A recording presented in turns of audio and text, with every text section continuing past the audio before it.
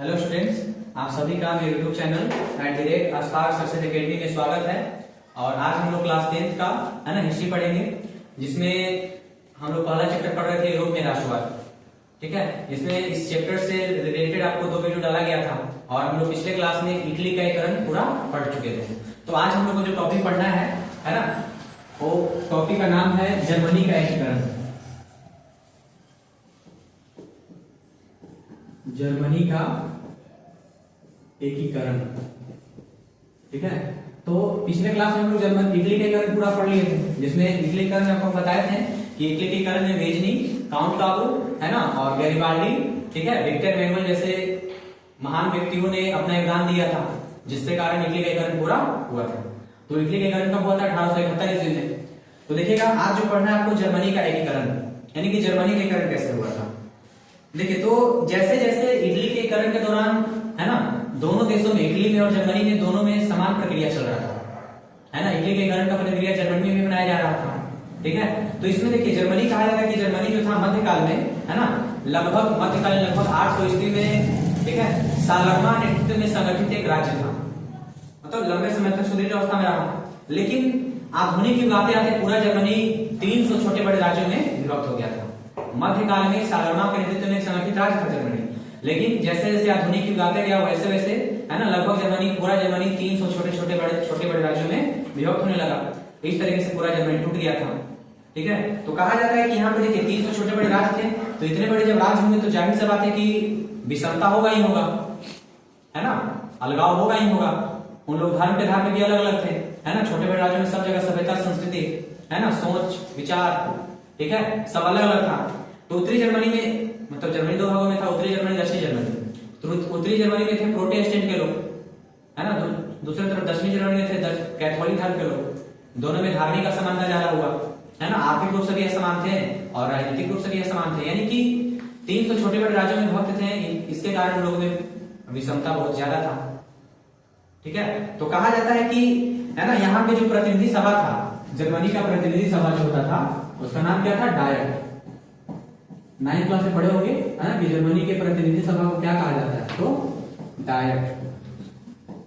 ठीक है, डायट भी जो था, जैसे हमारे देश में संसद है, इस तरह से यहाँ पे डायट था, ठीक है।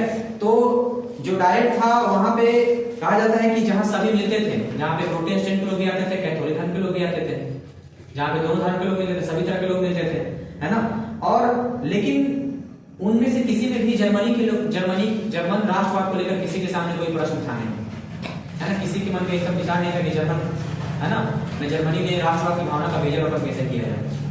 इसी कारण जब नेपोलियन बोनापार्ट अपने नवयुग के प्रचार प्रसारों के द्वारा जो, है ना, जर्मनी में जो अभियान चला रहे थे, ठीक है, तो वहां पे लगभग इसका सारा श्रेय नेपोलियन बोनापार्ट को दिया जाता है। जब जर्मनी को जीते और जर्मन में 1806 ईस्वी में, है ना, 1806 ईस्वी में नेपोलियन बोनापार्ट ने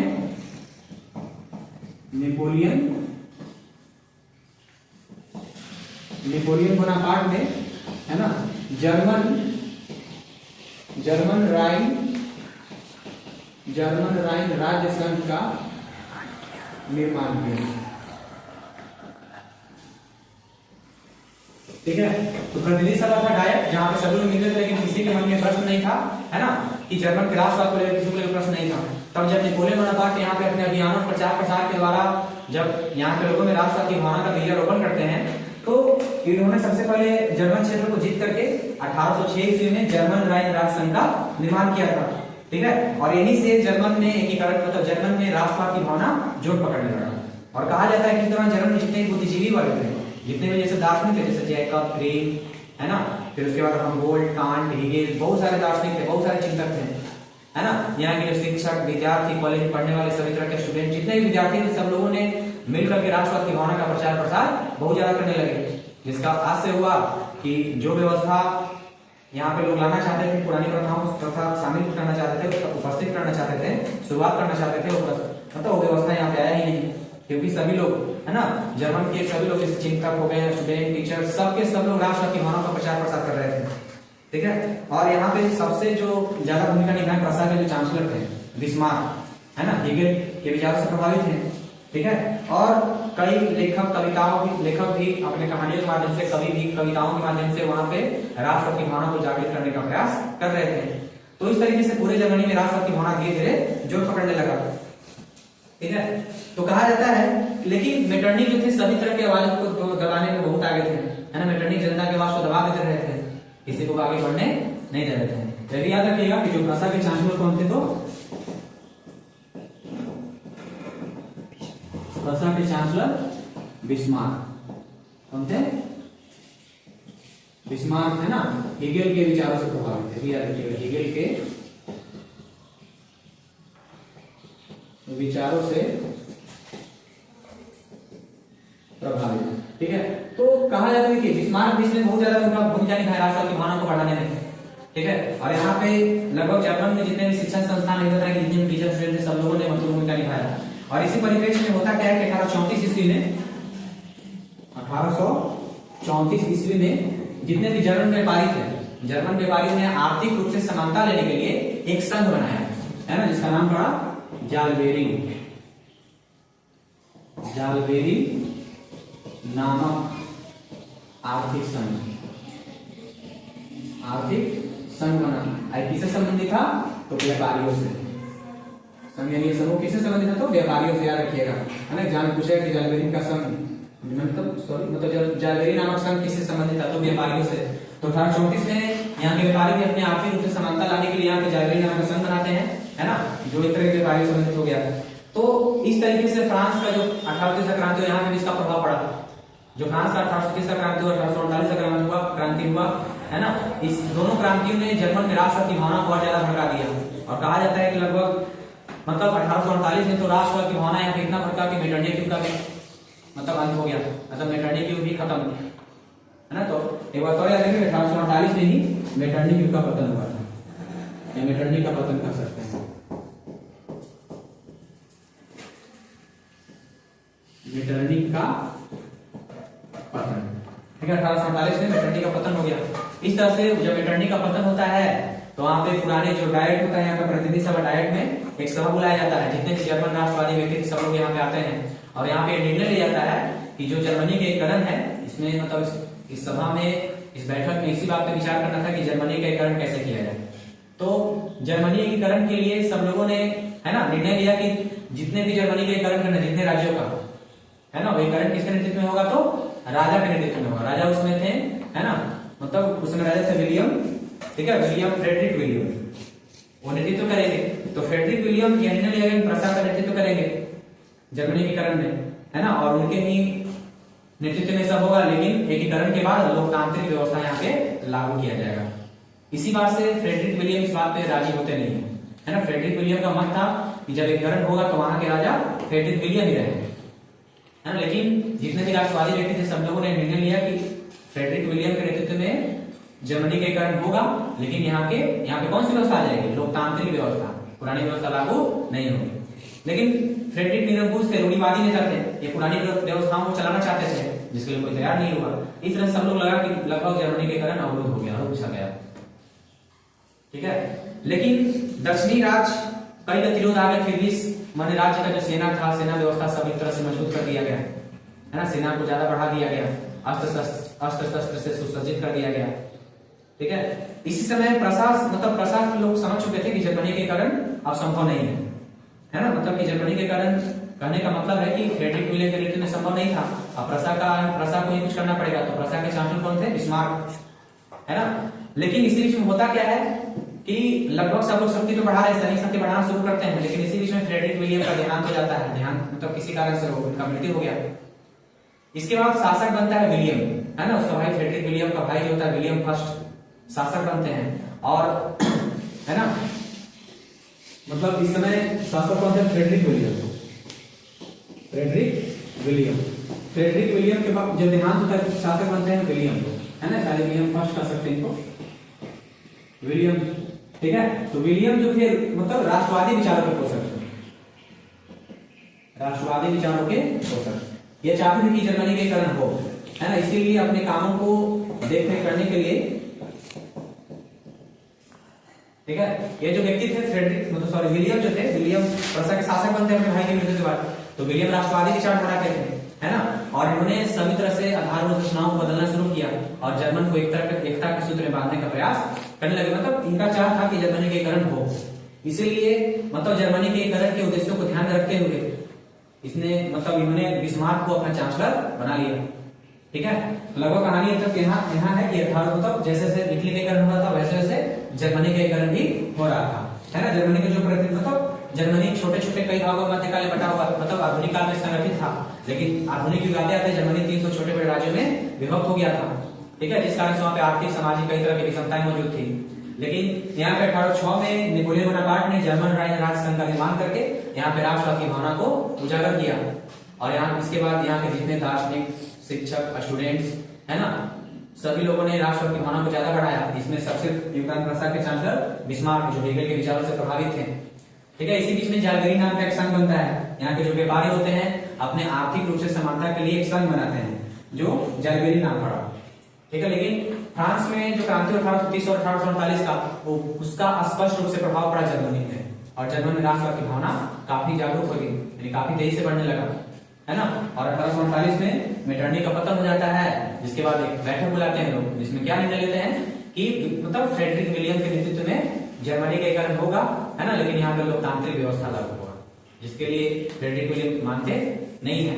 लेकिन जब फ्रेडरिक विलियम का देहांत होता है, ठीक है ना, तो उनका भाई विलियम शासक बनते हैं जो राष्ट्रवादी विचारों के पोषक होते हैं। ठीक है, और विलियम जो करते क्या है कि अपने मतलब जर्मनी के एकीकरण के उद्देश्यों को ध्यान में रखते हुए, है ना, बिस्मार्क को वहां का चांसलर बना लेते हैं। तो अब देखिएगा, आपको पढ़ना है बिस्मार्क के बारे में। तो देखिए, बिस्मार्क जो थे, बिस्मार्क डायट जो था प्रतिनिधि सभा, यहाँ पे प्रतिनिधि थे, एक सदस्य थे इसके, है ना, और शुरू से हेगल के विचार से प्रभावित थे और ये अपना कूटनीतिक व्यक्ति थे। ठीक है ना, बहुत ज्यादा चाल चलने में आगे, कूटनीति बहुत ज्यादा खेलते थे, तरीके से कर सकते हैं।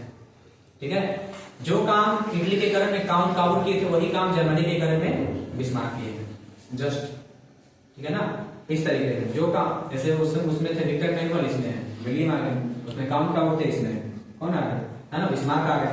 तो बिस्मार्क देखिए, बिस्मार्क अपने कूटनीति का परिचय लगातार देता है। वो निरंकुश राजतंत्र का समर्थन करते हुए, है ना, वो निरंकुश राजतंत्र का भी समर्थन करते थे।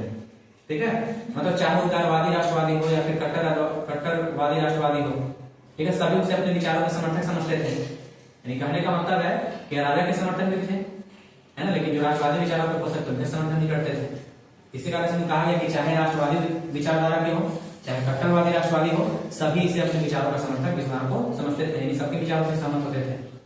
ठीक है, तो बिस्मार्क जानते थे कि जर्मनी एकीकरण के लिए सैनिक शक्ति कितना जरूरी है, इसीलिए लोग उस समय से नहीं, प्रसा के चांसलर थे, इन्होंने शुरू से ही सैनिक शक्ति को मजबूत किया और रफ और लॉ की नीति का अवलंबन किया, है ना। बिस्मार्क ने सबसे पहला जो काम रफ और लॉ की नीति का अवलंबन, यानी ये समझ चुके थे कि बिना सैनिक सहायता से, है ना, और जर्मनी का एकीकरण नहीं हो सकता है, इसलिए रक्त और लॉ की नीति का अवलंबन।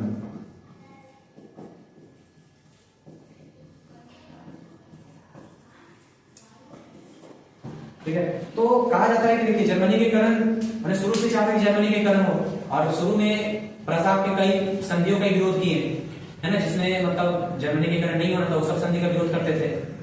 ठीक है, ये शुरू से ही चाहते थे कि मतलब देश में पूरे अनिवार्य सैनिक सेवा लागू किए, सब जगह सैनिकों को बढ़ावा दे, सैनिक मजबूत किए, है ना, और धीरे धीरे बिस्मार्क अपने कूटनीति का परिचय देते हुए जर्मनी के एकीकरण में लग जाते हैं। तो जर्मनी का एकीकरण करने के लिए बिस्मार्क ने सबसे पहले प्रसा के नेतृत्व में, है ना, प्रसा का सुदृढ़ीकरण किया, और कहने का मतलब कि इसका उसको प्रसा को इतना मजबूत बना दिए कि ऑस्ट्रिया से किसी मामले में कमजोर नहीं था। ऑस्ट्रिया के सामने प्रसा को एक मजबूत राष्ट्र, मतलब मजबूत बहुत सैनिक शक्ति से मजबूत करके सामने लाए। और जब ऐसा होता है देखिएगा, तो पूरे जर्मनी पे ऑस्ट्रिया का कब्जा तो था ही, लेकिन साथ साथ और भी जैसे 2-3 देश और भी यहाँ पे कब्जा किए थे। डेनमार्क, है ना, लगभग डेनमार्क यहाँ पे कब्जा किया था, और डेनमार्क जर्मनी के 2 क्षेत्र, है ना, 2 क्षेत्र का नाम था स्लेस्विग, है ना, और हॉलेस्टीन, ये 2 राज्यों पे कब्जा था डेनमार्क का कब्जा। तो बिस्मार्क इसको हटाने के लिए, ठीक है ना, बिस्मार्क इसको हटाने के लिए मतलब यहाँ से डेनमार्क को हटाने के लिए, क्योंकि ये जो 2 क्षेत्र था जर्मनी का, यहाँ पे बहुत ज्यादा नागरिक निवास करते थे, यहाँ पे है ना ज्यादा जनसंख्या था, ठीक है। और कहा जाता है कि मतलब 1864 में ये ऑस्ट्रिया के साथ मिल करके बिस्मार्क के मतलब कूटनीतिक चलने बहुत माहिर थे, है ना। कहा जाता है कि इन्होंने ऑस्ट्रिया के साथ हाथ मिलाया और डेनमार्क पे कब्जा कर दिया, आक्रमण कर दिया 1864 ईस्वी में, है ना। और लगभग दोनों क्षेत्र जीत गए। जीत के बाद होता क्या है कि स्लेस्विग जो होता है पैसा ले लेते हैं, स्लेस्विग जो होता है पैसा के हाथ में आ जाता है। इस पर चूंकि दोनों मिल रहे थे ना, जब पैसा और ऑस्ट्रिया तो जीते तो दोनों एक क्षेत्र बांट लिए। स्लेस्विग ने लिया पैसा को और होल्स्टीन चल गया ऑस्ट्रिया के पास, ठीक है।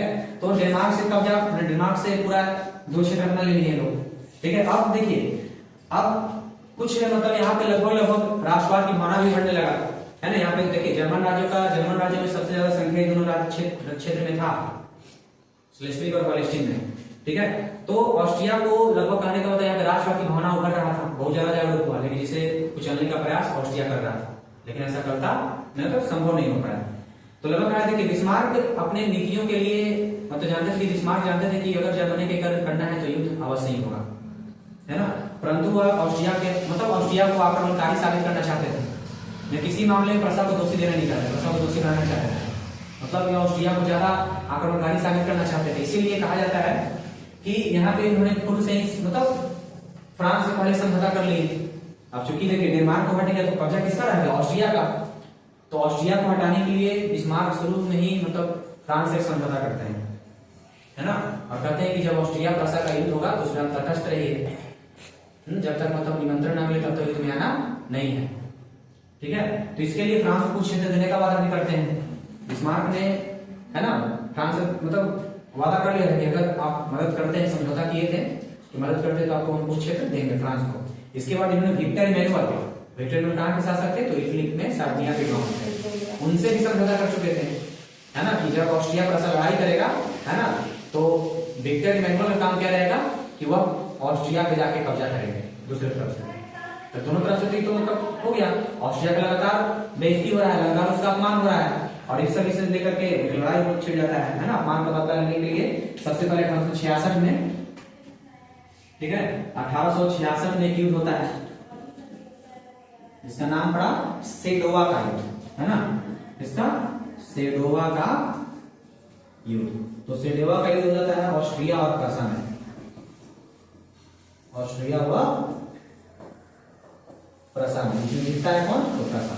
क्योंकि प्रसा शुरू से इधर से फ्रांस से भी समझौता है, इसका इटली से भी समझौता है ना। इधर दोनों लड़ाई हो रहा है, तब तक ऑस्ट्रिया पे इटली भी आके आक्रमण करता है तो ऑस्ट्रिया ज्यादा कमजोर हो जाएगा, इस कारण से सैनिक हटा लेते हैं। और इस तरह जब ऑस्ट्रिया हार जाता है सेडोवा का युद्ध, याद रखिएगा सेडोवा का युद्ध कब हुआ था, 1866 ईस्वी में। इसके बीच ऑस्ट्रिया और प्रसा के बीच कौन जीता था, तो प्रसा जीता था, ठीक है। इस तरीके से यहाँ से जब ऑस्ट्रिया का कब्जा हट जाता है, यानी कि 2/3 का क्षेत्र होता है लगभग एकीकरण का पूरा हो गया। शेष जर्मनीकरण के लिए लड़ना था इनको फ्रांस से, क्योंकि फ्रांस में भी थोड़ा सा फ्रांस का भी यहाँ पे कब्जा था। लेकिन उसी समय है ना स्पेन की राजगद्दी का समय आ गया। स्पेन के जो राजा थे मतलब राजकुमार बनने का समय, मतलब राजकुमार जो थे प्रसा के, है ना, स्पेन के राजा बनने के हकदार थे, तो प्रसा के राजकुमार भी इसमें मतलब शामिल हुए, लेकिन फ्रांस इसका विरोध कर रहा था। और इसी बात को जो बिस्मार्क थे मीडिया के सामने इतना तोड़ मोड़ के रख दिए, इतना कूटनीतिक चाल के रख दिए कि फ्रांस को दोषी ठहरा दिए, और फ्रांस जो था अपना बदला लेने के लिए युद्ध करना चाहता है। मतलब कहने का मतलब था कि बिस्मार्क हर बात को तोड़ मोड़ के प्रेस के सामने जारी करते हैं, जिसका विरोध जर्मन राष्ट्रवादी व्यक्ति हर तरीके से करते हैं फ्रांस का। और इसी कारण से है ना फ्रांस के शासक जो होते हैं नेपोलियन, 1870 ईस्वी में 19 मई 1870 जो नेपोलियन थे, है ना, दूसरे नेपोलियन है, 19 मई 1870 ईस्वी में एक युद्ध का ऐलान करते, इसका नाम था सेडोन युद्ध।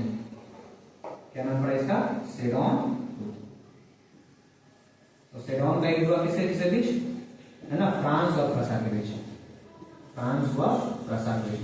इसमें भी जीतते यही है, प्रसा ही जीतेगा, ठीक है ना। तो लड़ाई में मतलब फ्रांसीसियों का जबरदस्त हार हो गया, है ना। इसके बाद है ना जब 1866 में ऑस्ट्रिया प्रसा लड़े तो ऑस्ट्रिया हार गया, तो जर्मनीकरण पूरा हो गया लगभग 2/3। शेष फिर था किसका, फ्रांस का। तो फ्रांस और प्रसा के बीच में हुआ सेडोन का, तो इससे भी जीत गए, यानी कि जर्मनी का करण लगभग पूरा हो गया। लास्ट में इस युद्ध के बाद दोनों के बीच एक समझौता होता है, ठीक है ना, जिसका समझौता का नाम होता है फ्रैंकफर्ट, ठीक है। तो 10 मई 1871 ईस्वी को एक संधि होगा, इसका नाम पड़ा फ्रैंकफर्ट।